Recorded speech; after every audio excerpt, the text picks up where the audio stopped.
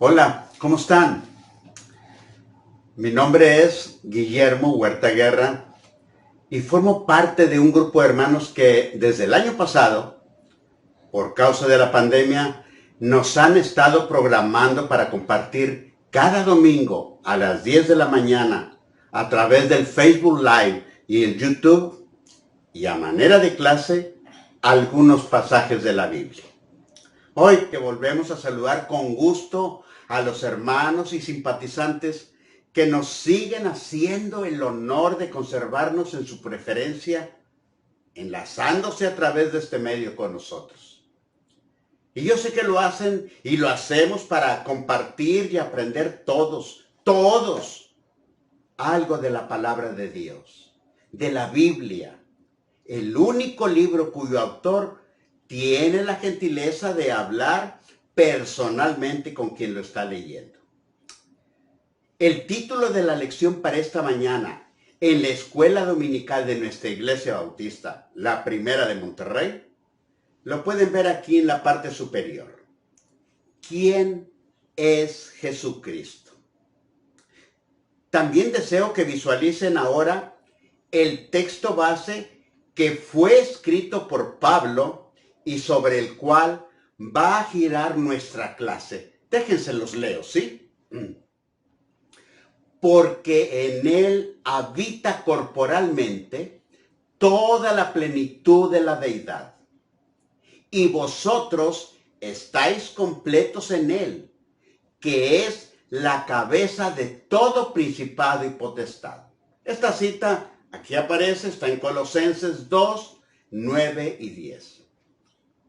Hermanos, amigos, simpatizantes, este pasaje, leído así, fuera de contexto, como que obliga a preguntar por qué Pablo les decía esto a los colosenses. ¿Qué habían hecho o qué estaba sucediendo en la ciudad de Colosas como para que el apóstol se preocupara tanto y a tal grado que creyó necesario recordarles o confirmarles algunos aspectos sobre Jesucristo?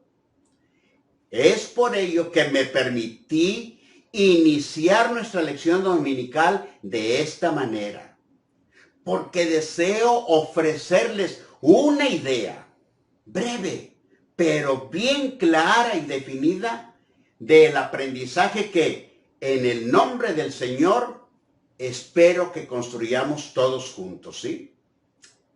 Primero, observen cómo empieza el texto base. Nos da la idea de que es el motivo o la razón de un consejo dado. Ojalá y me dé a entender con estos ejemplos en los que incluyo esas dos partes. Aquí va el primero. Consejo. No compres fritangas en la calle. Motivo o razón. Porque con lo que llevas de lonche es más que suficiente. Otro ejemplo. Consejo. No vayas a tomar otras medicinas. Motivo o razón. Porque la que te recetó el doctor es lo mejor que hay y es suficiente para curar tu enfermedad. Uno más y último. Consejo. No pierdas el tiempo buscando otros caminos. Motivo o razón. Porque el que te ha trazado el GPS de tu carro es el mejor, es el correcto. ¿Se fijan? Hay un consejo que se da y un motivo o una razón para darlo. Sin embargo, el texto base solo nos da el motivo, mas no el consejo. Las palabras que forman nuestro texto base eran parte de una carta que el apóstol Pablo había enviado a los creyentes de una ciudad llamada Colosas. Y en esa carta les hacía ver que tenía cierta preocupación e intranquilidad porque estaba enterado que en la ciudad habían llegado algunos falsos maestros que con sus filosofías, doctrinas vanas y huecas sutilezas podrían influir en ellos y llegar a convencerlos de creer en esas enseñanzas que además de tener su origen en mentes humanas, eran alimentadas con la idea de que los astros y las estrellas tenían poderosa influencia en la vida de las personas. Todo ese movimiento lo realizaban esos engañamundos siguiendo tradiciones de los hombres y no siguiendo a Cristo. Hermanos, parafraseando lo que más adelante vamos a ver, prácticamente Pablo les estaba dando a los fieles de Colosas los dos aspectos que veíamos en los ejemplos. Aquí los tiene. Consejo de Pablo. Mis hermanos colosenses, no se dejen engañar. No pongan su fe en otro que no sea Jesucristo. Motivo o razón. Porque en Él tienen todo lo que necesitan para ser salvos. Hermanos, tal es la idea central de la lección de hoy. Lo que Pablo decía a los colosenses nos viene como anillo al dedo a nosotros. No nos dejemos engañar por falsas doctrinas o ideas que tengan su origen en mentes humanas. Los que predican el Evangelio y los profesores tienen cierta similitud en las preferencias que tienen los feligreses y los alumnos respectivamente. Miren, los alumnos, buena parte de ellos, prefieren a los maestros que no reprueban, que no son muy estrictos con las tareas, que pasan a todos aunque no hayan aprendido nada de las materias que llevaron con ellos. Y a esos profes, ellos mismos, los alumnos, los identifican como profes barco, profes que no son muy exigentes, profes que les pasan todo, lleven como lleven la tarea.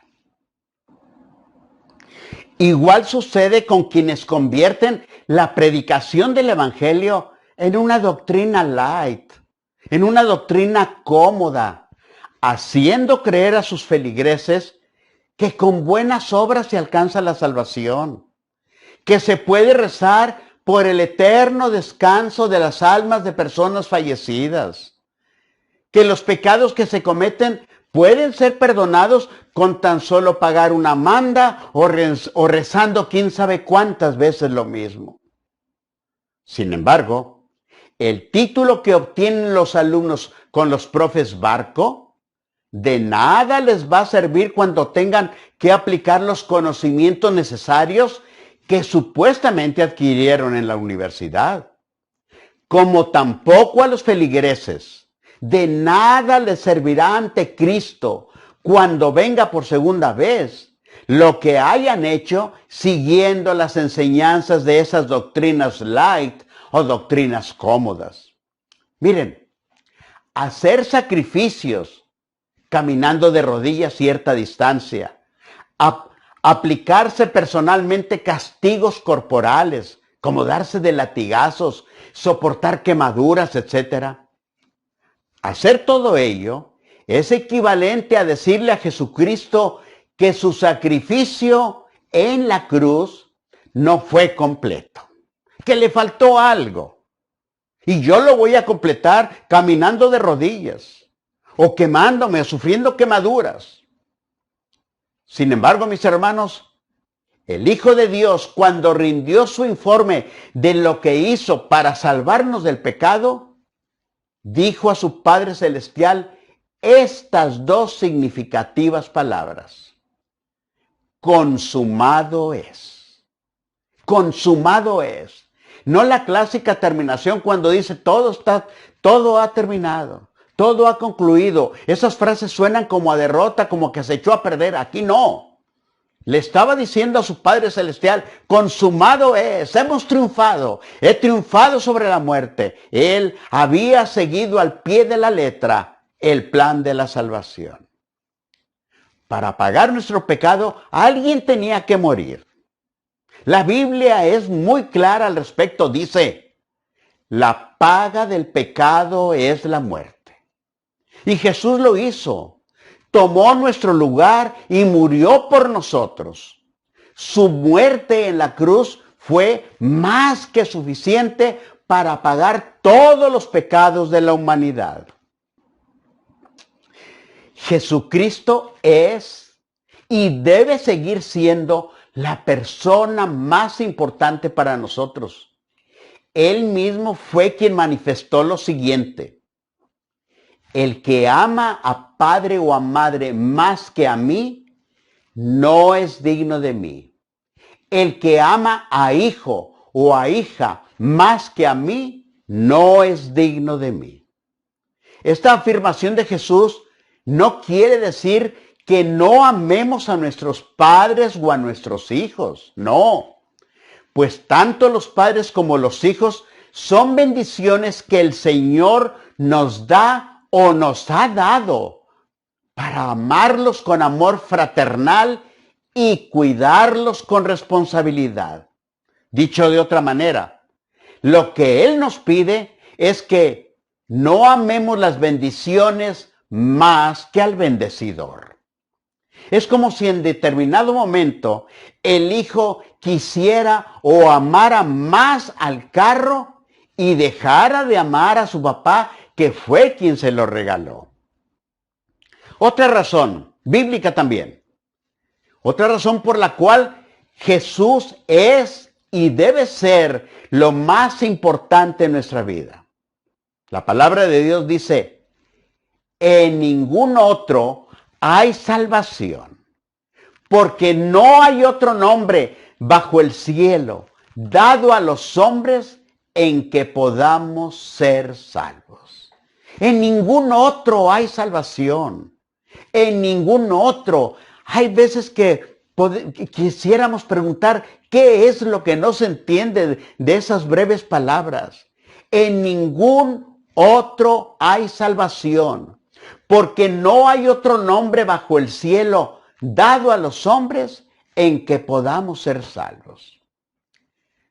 Hermanos, a quienes piensen que la salvación se puede alcanzar a través de alguien que no sea Jesús o haciendo buenas obras, les sería de gran bendición escudriñar bien las Escrituras o irse directamente a esta cita bíblica que nos dice: porque por gracia sois salvos por medio de la fe, y esto no de vosotros, pues es don de Dios, no por obras, para que nadie se gloríe. Hermanos, se hacen buenas obras por ser salvos, no para ser salvos.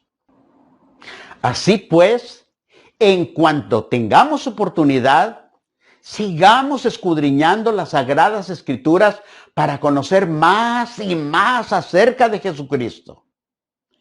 Es en la Biblia, en ese santo libro, donde está la verdad que muchas veces ha sido tergiversada por falsos maestros, por falsos guías espirituales que sin ningún escrúpulo la han manipulado para sostener sus herejías. Cuando alguien intente sembrar en nuestro corazón determinadas enseñanzas para alcanzar la salvación, lo primero que debemos preguntarnos es: ¿qué enseña la Biblia? ¿Qué nos dice la palabra de Dios al respecto? Pues por muy bonito que hablen los falsos maestros, si no coincide completamente con las Sagradas Escrituras, debemos desechar tal enseñanza. Miren, la semana pasada una conductora de televisión, ya no como falso maestro, lo hizo a la luz de todos, a través de la televisión, dijo: es que mucha gente luego se va a la Biblia. Por favor, no hay que ser tan ignorantes. Fíjense lo que hace una persona que no conoce de la palabra de Dios: tachar de ignorantes a quienes escudriñan la Biblia. Hay que tener mucho cuidado con los falsos maestros y con ese tipo de personas que llegan a la gente o que tienen la facilidad de llegar a la gente a través de los medios de comunicación. Es por ello que Pablo les pedía a los colosenses que no permitieran que les hicieran dudar de su fe en Cristo Jesús. Y les daba la mejor de las razones. Les decía, porque en Él habita corporalmente toda la plenitud de la deidad. En palabras sencillas, les estaba diciendo que en el cuerpo de Jesús está, habita y se muestra en su máxima expresión la deidad, es decir, la esencia o naturaleza de Dios. Y es que en el tiempo del apóstol Pablo ya había falsos maestros. Pablo empieza ofreciéndonos una semblanza gráfica de ellos. Los describe como gente con habilidad para manejar de manera engañosa ideas que, sin tener nada que ver con Jesucristo, las expresaban con tal vehemencia y sutileza que había el peligro de que llegaran a engañar fácilmente a personas o a creyentes de la ciudad de Colosas. Así, con su triquiñuela verbal, los mentores piratas de aquella época querían dominar, capturar y esclavizar doctrinalmente a quienes se dejaran o a quienes no tuvieran bien firmes los cimientos de la fe en Cristo Jesús. La palabra original que Pablo utilizó para referirse a tales engañadores, fíjense, era la misma que se usaba para definir en aquel tiempo a ciertos tipos de delincuentes. Esos delincuentes eran identificados como traficantes que se llevaban cautivas a personas de un país conquistado para venderlos como esclavos en otro. Sin embargo, mis hermanos, dejemos bien claro que los falsos maestros a los que se refiere el apóstol Pablo solo buscaban esclavizar doctrinalmente con sus enseñanzas. Con esos engañadores al acecho, Pablo se sentía comprometido y preocupado por los fieles creyentes que había en Colosas. Pues él mismo recordaba que había orado por ellos y había dado gracias a Dios por haberlos librado de la potestad de las tinieblas y trasladado al reino de su amado Hijo, en quien tenemos redención por su sangre, el perdón de pecados. Para Pablo era sorprendente y trágico que los colosenses que habían sido liberados estuvieran hoy expuestos al peligro de ser sometidos a una nueva y desastrosa esclavitud provocada por aquellos falsos maestros. Esos mentores fraudulentos sostenían, escuche bien por favor, sostenían que para obtener la salvación, el sacrificio de Cristo y tener fe en Él no eran suficientes. Sostenían que cada persona debía salvarse a sí misma, hágame usted el favor. Debía salvarse a sí misma obteniendo y alcanzando un conocimiento muy especial del misterio de lo divino. Conocimiento que ellos consideraban incluso superior a la fe. Para esos engañamundos, su agregado cultural, lo que ellos proponían, era imprescindible para la salvación según ellos. Además, junto con la enseñanza de Cristo y las palabras del Evangelio. Por eso era la preocupación de Pablo. Lo que ellos pregonaban era una filosofía barata y orejera que les había sido transmitido por tradición humana. Como tantas cosas o conocimientos que se conservan y se practican hoy en día sin saber por qué. Miren, algo sencillito, ¿sí? Pregunten ustedes a la pareja que va saliendo de la iglesia, recién bendecidos en su matrimonio. Pregúntenles, oye, ¿por qué los invitados les lanzan arroz? ¿Qué significa eso? La mayoría de los que se casan no saben por qué. Pero lo hacen porque les dicen que se necesitan los ramos de flores, que se necesitan las invitaciones y que se necesitan unas bolsitas con arroz, porque cuando ellos salgan hay que lanzarles el arroz. ¿Por qué? ¿Quién sabe? Son muchas situaciones que se hacen sin saber por qué. Miren, el pastor Max Lucado escribió algo que ilustra muy bien estas cosas que pasan de generación en generación sin saber por qué. Dice que era el día de la cena navideña y la niña vio a su mamá cortarle la cola al pavo que iba a hornear. La niña le preguntó por qué lo hacía y la respuesta fue: mamá lo hacía y creo que eso es lo que lo hace bien sabroso. Pero ¿sabes qué, mija? Pregúntale a ella. La abuela le dijo lo mismo a la niña. Mamá lo hacía. No sé por qué. Pero ¿qué te parece si lo preguntamos hoy en la noche? Y así fue. Durante la cena le preguntaron a la bisabuela y ella les contestó diciéndoles: ah, sí. Lo que pasa es que el pavo que me traían era muy grande y no cabía en la olla que tenía. Entonces le cortaba la cola para que cupiera. Esa era la razón, no había otra. Pero los falsos maestros, los gnósticos, como ellos se identificaban, iban más allá. Tenían la costumbre de pretender o hacer creer que su enseñanza especial procedía directamente de la boca del mismo Jesús. Algunas veces de María, otras de Mateo y otras de Pedro.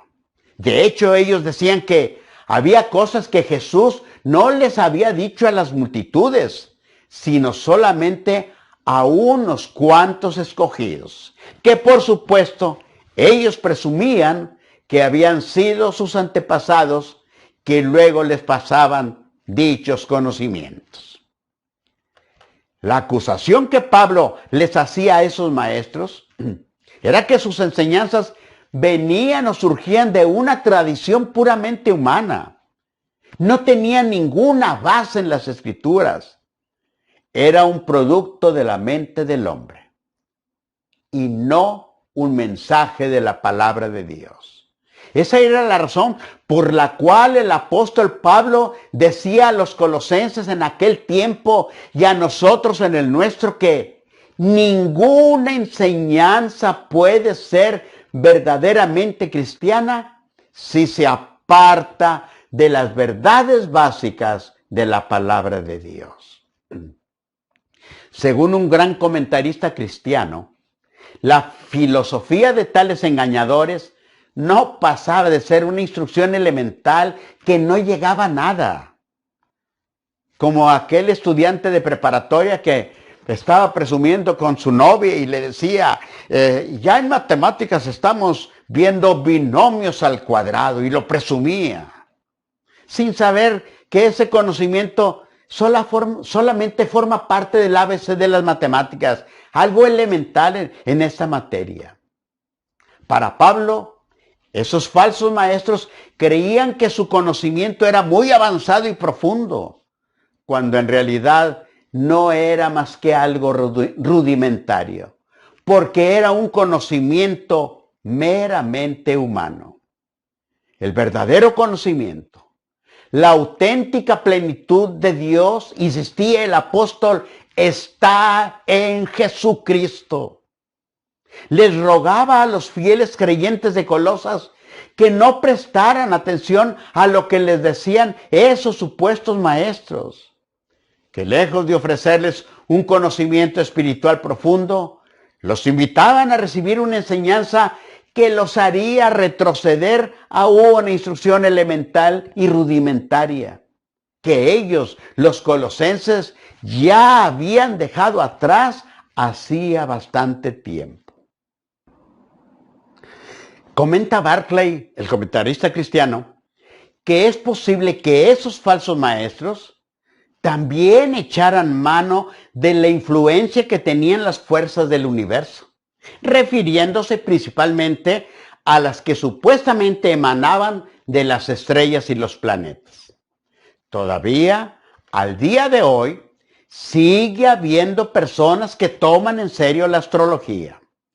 Llevan emblemas de los signos del zodiaco y desayunan leyendo en columnas de periódicos y revistas lo que supuestamente pronostican los cuerpos celestes.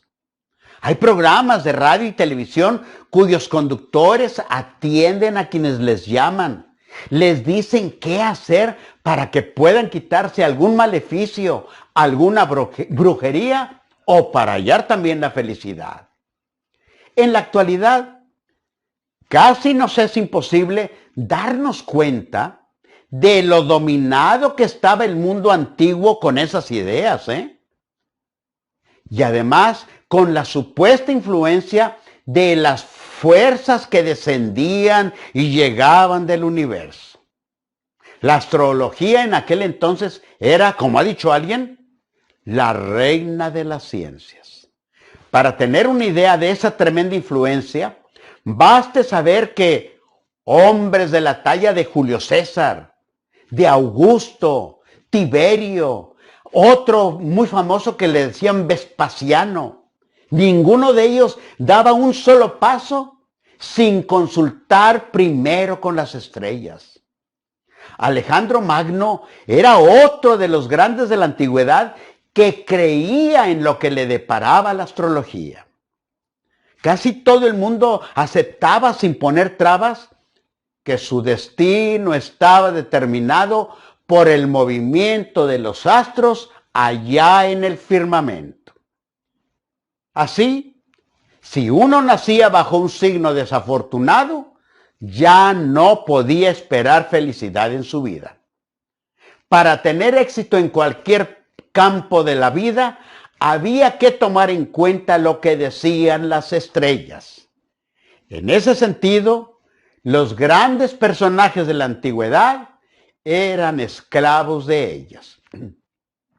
Ahora, por si todo lo anterior fuera poco, los falsos maestros decían que, en dado caso que se ofreciera, ellos sabían cómo escapar de dicha influencia o cómo evadir el poder de las estrellas. Les decían, Jesucristo está muy bien, Él puede hacer algo por vosotros, pero no puede ayudarlos a escapar de la influencia de las estrellas. Nosotros somos los únicos que tenemos ese conocimiento secreto. Pero Pablo, que por su forma de vida anterior conocía muy bien todo eso, respondía, no necesitáis más que a Cristo para vencer los poderes del universo y cualquier otro poder oscuro, porque es en Él en quien se halla nada menos que la plenitud de Dios. Y Él está a la cabeza de todo poder y autoridad porque fue Él quien los creó. Los maestros, esos falsos mentores, ofrecían una enseñanza adicional. Pablo insistía en la suficiencia triunfadora de Cristo para vencer cualquier poder en cualquier parte del universo. Decía, no se puede creer al mismo tiempo en el poder de Cristo y en la supuesta influencia de las estrellas. Los falsos maestros también enseñaban que el cuerpo era malo y que el cuerpo de Cristo no había sido real, sino que había sido algo así como un fantasma.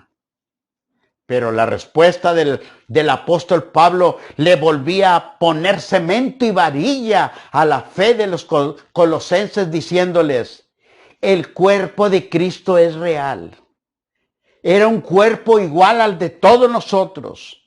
Las evidencias que hay en los evangelios son contundentes.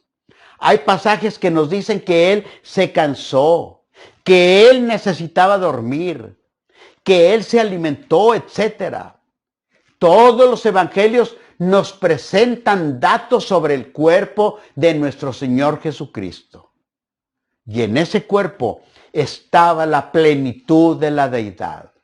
Lo que quiere decir que todo el poder de Dios estaba en el cuerpo de Jesús.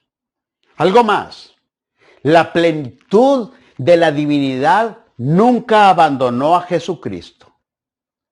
Estuvo con él antes de su encarnación. Léanlo. En el principio era el Verbo, y el Verbo era con Dios, y el Verbo era Dios. Este era en el principio con Dios. Estuvo la plenitud también en su encarnación. Y aquel Verbo fue hecho carne y habitó entre nosotros. Y vimos su gloria, gloria como del unigénito del Padre, lleno de gracia y de verdad. La plenitud de Dios también estuvo en su glorificación. Dice, por lo cual Dios también lo exaltó hasta lo sumo y le dio un nombre que es sobre todo nombre. Escuchen bien lo que sigue. Para que en el nombre de Jesús se doble toda rodilla de los que están en los cielos y en la tierra y debajo de la tierra. Y toda lengua confiese que Jesucristo es el Señor, para gloria de Dios Padre. En el cuerpo del Señor habitaba la plenitud de la deidad. Sus milagros y sus acciones manifestaron que no solo era humano, sino que también era Dios en la carne. Y sobre la plenitud de Cristo está el testimonio de Juan el Bautista, porque de su plenitud tomamos todos y gracia sobre gracia. También sobre la plenitud está esto que escribió el apóstol Pablo. Por cuanto agradó al Padre, que en él habitase toda la plenitud. Hermanos, en Jesucristo estamos completos. Su obra fue hecha completa. No hay necesidad de un nuevo sacrificio. No hay necesidad de otro Cristo. No hay necesidad de completar su obra. Ya está completa. Él lo dijo bien claro. Consumado es. Los cristianos descansamos en lo perfecto de su obra. No tenemos que hacer sacrificios. Tampoco hacer ofrendas para ser salvos. La perfecta gracia es lo que nos hace salvos, como lo dijimos momentos antes, porque por gracia sois salvos por medio de la fe. Y esto no de vosotros, pues es don de Dios. No por obras, para que nadie se gloríe. En su estancia física en la tierra, Jesús manifestó un poder que ningún ser humano puede tener. Y aún en su humillación, la plenitud de la deidad estuvo con él. Aplicaciones. Número 1. En todo momento, mis hermanos, Jesucristo debe ser para nosotros la persona más importante. Esta convicción es una armadura que nos protege en situaciones como las siguientes. Vamos, solo una bebida, no me hagas quedar mal con mis amigos. Otra, si mi esposa te pregunta algo, dile que estaba contigo, ¿sí? Otra más, usted es el del almacén y su jefe le dice, de las computadoras que lleguen, reporta una menos. Lo tomaré muy en cuenta, ¿sí? Mi querido hermano, Jesucristo es más importante que ese amigo sonsacador, que ese esposo infiel, que ese jefe ladrón y cualquiera que le proponga algo que lo aleje de su Salvador. Aplicación número 2. Ante la enseñanza de los falsos maestros acerca de Cristo, debemos hacernos inmediatamente la pregunta, ¿qué dice la Biblia? Hay muchas respuestas al respecto, pero he aquí algunas de ellas. Jesús les dijo, yo soy el camino y la verdad y la vida. Nadie viene al Padre sino por mí. Otra más. Le dijo Jesús, yo soy la resurrección y la vida. El que cree en mí, aunque esté muerto, vivirá. Y una más. Dijo Jesús, yo y el Padre, uno somos. Nada más. Aplicación número 3. El cuerpo de Cristo es real y en él habita la plenitud de la deidad. Como nuestro cuerpo, hermanos, el de Jesús también se cansaba, tenía sed y hambre. Escuche lo que Juan dice en su evangelio. Entonces Jesús, cansado del camino, se sentó así, junto al pozo. Se sentó así, cansado, junto al pozo. Y luego en el siguiente versículo agrega, vino una mujer de Samaria a sacar agua y Jesús le dijo, dame de beber. Y Lucas narra que cuando los discípulos estaban llenos de gozo por verlo resucitado, él les dijo, ¿tenéis algo de comer? Entonces le dieron parte de un pez asado y un panal de miel. Hermanos, el cuerpo de Jesús era como el nuestro. Tenía hambre, se cansaba, dormía. Solo que en él habitaba la plenitud de la deidad, el poder de Dios.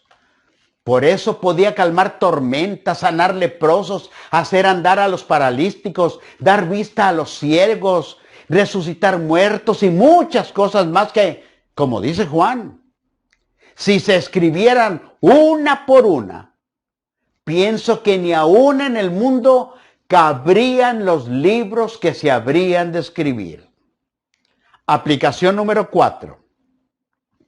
El Señor dijo que tenía toda la potestad y otros también lo dijeron. Antes de su ascensión, dijo a sus discípulos, toda potestad me es dada en el cielo y en la tierra. Por tanto, id y haced discípulos a todas las naciones. Toda potestad me es dada en el cielo y en la tierra. Otra más. Cuando Jesús oyó los pensamientos de escribas y fariseos que estaban ahí con él en un cuarto donde le habían llevado a un paralítico y estaban murmurando entre ellos, Jesús oyó sus pensamientos y les dijo, para que sepáis que el Hijo del Hombre tiene potestad en la tierra para perdonar pecados, dijo el paralítico. A ti te digo, levántate, toma tu lecho y vete a tu casa. Y parafraseando lo que Juan escribió cuando Jesús dijo a su Padre estas palabras, como me has dado potestad sobre toda carne, para que dé vida eterna a todos los que me diste. La potestad estaba en Cristo Jesús. Cristo Jesús tenía potestad sobre todas las cosas, sobre todas las situaciones y sobre todos los hechos que sucedieran a su alrededor. Aplicación número 5 y última. Estamos completos en Él. Descansamos en su obra perfecta. Recordemos estas palabras que Juan escribió así. Palabras de Jesús escritas por Juan. Dijo Jesús, yo soy la vid, vosotros los pámpanos. El que permanece en mí y yo en él, éste lleva mucho fruto, porque separados de mí, nada podéis hacer. Inicié esto último con la palabra recordemos, recordar. A veces a los seguidores de Cristo, como al hijo pródigo, en lugar de decirles que les falta algo, hay que recordarles que con su Padre tienen todo. Somos gente que olvida fácilmente. Así podemos ver hoy en día a jóvenes que solo van a dormir al hogar. No se han ido de la casa, pero su corazón se ha ido alejando poco a poco del de sus padres. Prefieren convivir con quienes no les han dado nada y olvidar a quienes les han provisto de todo lo necesario. Pero eso sí, cuando se llegan a ver en algún problema y se dan cuenta que no hay amigos a su alrededor, es ahí cuando se les tiene que decir con amor fraternal, no lo que les falta con sus amigos, sino lo que tienen con sus padres. A ellos así y a nosotros de esta manera. No lo que nos falta en el mundo, sino lo que tenemos en Cristo Jesús. Todo. En cualquier etapa de nuestra vida, si no tenemos cuidado, es posible que con el orgullo que fuimos empaquetados al venir a este mundo, empecemos a ver la salvación como un paciente en el hospital. Con la gracia de Dios, curándolo a través del médico y él untándose manteca de res alrededor del ombligo para ayudarle. No es que la intervención del doctor no sea buena, pero su orgullo le hace pensar que puede ayudar con sus rudimentarios conocimientos de curandero. Así como el paciente con el médico, así también algunos pecadores con Jesucristo. Creen que pueden ayudar, pero no. No es así.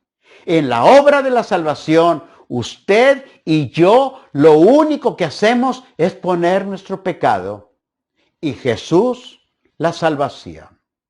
Nuestra convicción debe ser que la salvación está en Jesús, no en Jesús y algo más. Como en el caso de los colosenses, a quienes falsos maestros pretendían inculcar e imponer filosofías o varias doctrinas que consistían en agregar algo más a la obra de Jesús. Pablo rechazó todo eso y lo señaló como una verdadera herejía. El apóstol de la gracia invitaba a los fieles creyentes de aquel tiempo. Y Dios nos invita a nosotros ahora a estar, pues, firmes en la libertad con que Cristo nos hizo libres.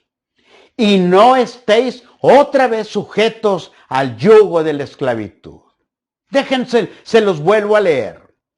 Estad, pues, firmes en la libertad con que Cristo nos hizo libres. Y no estéis otra vez sujetos al yugo de la esclavitud. Hermanos, sin necesidad de haberlo escuchado, estoy seguro que cuando Pablo pronunció o escribió esas palabras, su voz no le tembló ni su convicción flaqueó. Nuestra voz y nuestra convicción no tienen por qué ser diferentes, porque en Cristo Jesús tenemos todo. Dios los bendiga hoy y siempre. Amén.